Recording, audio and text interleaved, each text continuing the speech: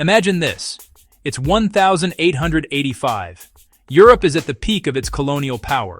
Its top thinkers are writing books claiming white people are naturally superior.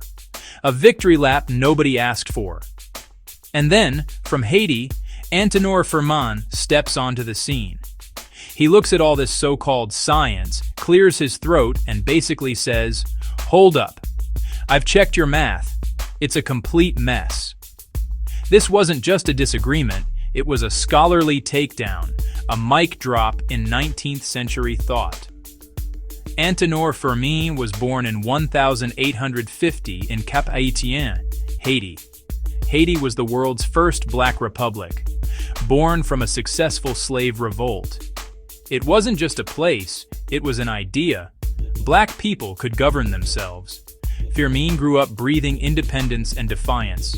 He had to provide an antidote, and that antidote was his masterpiece, De l'égalité des races humaines, on the equality of the human races. So, how does a guy from a small Caribbean nation become a giant of intellectual thought? Well, Antenor Firmin wasn't exactly handed a golden ticket to the world's top universities. He was the definition of a self-made man, a true autodidact. Think of him as the guy who builds the internet from scratch to learn how it works. He taught himself multiple languages, ancient Greek, Latin. He wanted to read Western foundational texts in the original. He wasn't going to take anyone's word for it. By 17, he was already teaching. He became a respected educator and inspector of schools. Education was a calling, the key to liberation. Give people the tools. Give them the books. Give them the encouragement. They will build wonders. Deny them those things and call them incapable? Firmin saw right through that logic. Before he was a world-renowned scholar, or more accurately, a scholar who should have been world-renowned, Firmin was a journalist. He knew that ideas weren't just for dusty libraries, they had to be out in the streets, in the hands of the people.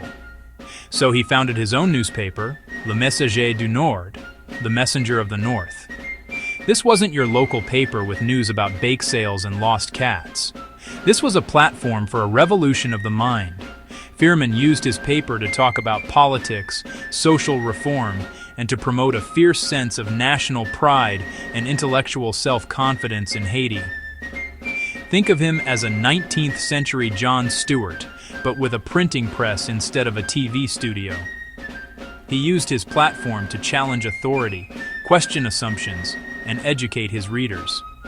He knew that controlling the narrative was a form of power.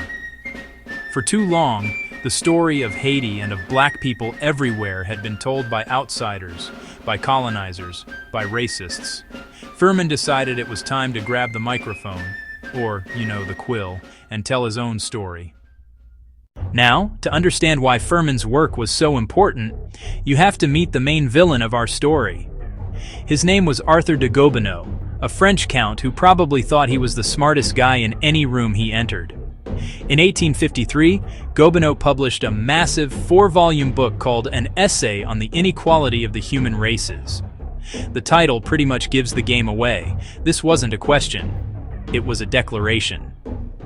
And his central thesis was simple, toxic, profoundly influential. The white race, specifically the Aryan branch, was superior to all others, and the fate of civilizations depended on keeping this race pure. Basically, Gobineau argued that everything good in the world, art, science, civilization itself, was created by white people. Whenever a great civilization fell, he claimed it was because its superior white population had mixed with inferior races, diluting their greatness. He created a hierarchy of races, with white Europeans at the very top, and black people at the absolute bottom. He wasn't just saying people were different, he was saying they were fundamentally, biologically, permanently unequal. It gave them a scientific justification for what they were already doing, colonizing the world, exploiting its people. It was the ultimate get-out-of-jail-free card for imperialism. Gobineau's theory was the intellectual foundation for some of the worst ideas of the next century. These were deadly ideas. So, in 1885, while serving as a diplomat in Paris, the very city where Gobineau's ideas were celebrated, Antoine Firmin published his magnum opus, De l'égalité des races humaines.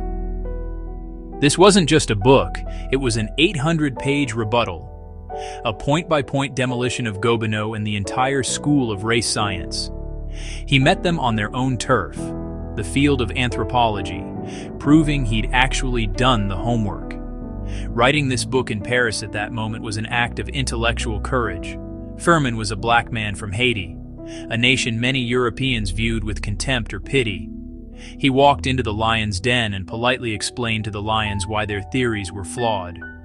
He wrote it in French, the language of the Academy. He was saying, "You will hear me, and you will debate me on your own terms." What made the book revolutionary was Firmin's commitment to evidence. The racist thinkers of the day were famous for sloppy methods. They started with their conclusion: white people are superior. They cherry-picked data. They misinterpreted evidence. They ignored anything that contradicted their bias. It was science in reverse. Firmin did the opposite. He started with a question: are the human races unequal? Then he looked for evidence, wherever it led. He used empirical reasoning, observation and data, not prejudice. He directly confronted Gobineau. He directly confronted Paul Broca. He directly confronted other giants of physical anthropology. They obsessed over measuring skulls. They claimed brain size determined intelligence. They said Europeans had the biggest brains. Firmin, with methodical calm, took apart their data. He showed measurements were inconsistent. He showed samples were biased. He showed conclusions were simplistic. At the heart of Firmin's 800-page book was a beautifully simple and powerful claim: there is only one human race. He argued that the concept of race as a biological reality, as a way of dividing people into distinct and unequal groups, was a scientific fiction. He acknowledged that people look different skin colors, hair textures, facial features, but he insisted that these were superficial variations, like the different breeds of dogs, which all belong to a single species. Underneath it all, he argued, we share a common humanity, a psychic unity. This was a radical idea in 1885. He was saying, the scientific evidence overwhelmingly points to the fundamental equality of all people. He used the term monogenism, the theory that all humans descend from a single common ancestor, as the scientific basis for his argument. If we all come from the same family tree, he reasoned, how can one branch claim to be inherently superior to another? It's a logical impossibility. Firmin's critique of scientific racism was devastating. He showed how it was a political project masquerading as objective science, blinded by an unconscious but sovereign chauvinism.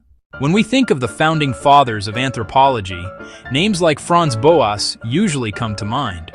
Boas is rightly celebrated for challenging racial thinking in the early 20th century. But here's the thing.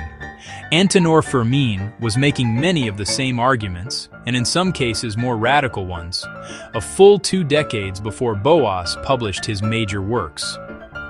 This makes Firmin, without a doubt, one of the first black anthropologists and a true, though uncredited, pioneer of the discipline. He was an anthropologist before anthropology knew what to do with him. The main project of 19th century anthropology was, unfortunately, to categorize and rank the races. The entire field was built on a foundation of racist assumptions. He uses the methods of anthropology, the collection of data about different human groups, but for a completely opposite purpose. He uses it not to rank, but to unite. He uses it not to create hierarchy, but to demonstrate equality. He fundamentally flipped the script on the entire discipline. He argued that the study of humanity must be based on a principle of equality. He was calling for a reflexive anthropology, one that was aware of its own prejudices and political context. This is an idea that didn't become mainstream until the late 20th century. Firmin was 100 years ahead of the curve. So if Firmin's book was so brilliant, so revolutionary, why haven't most of us ever heard of him? He was largely ignored by the European academic world. His book was published, it was read by a few, but it was not allowed into the canon. Marginalized, silenced, conveniently forgotten. But ideas are hard to kill. Even if Firmin's work was ignored in Europe, it had a profound, if sometimes hidden, influence on the thinkers who came after him. His book became a foundational text for Black intellectuals and activists around the world, like Pan-Africanism and the Harlem Renaissance. Think of W.E.B. Du Bois, the great American sociologist and activist. When Du Bois was at the Pan-African Congress in Paris in 1919, he discovered Firmin's work. It was a revelation. You can see Firmin's influence in Du Bois's own work, in his insistence on a scientific, evidence-based approach to studying Black life, and in his celebration of African history. His ideas echoed in the work of the Negritude movement, with thinkers like Aimé Césaire and Léopold Sédar Senghor, and in Frantz Fanon's analysis of colonialism. While later thinkers may not have all quoted him directly, they were part of an intellectual tradition that Firmin helped to create.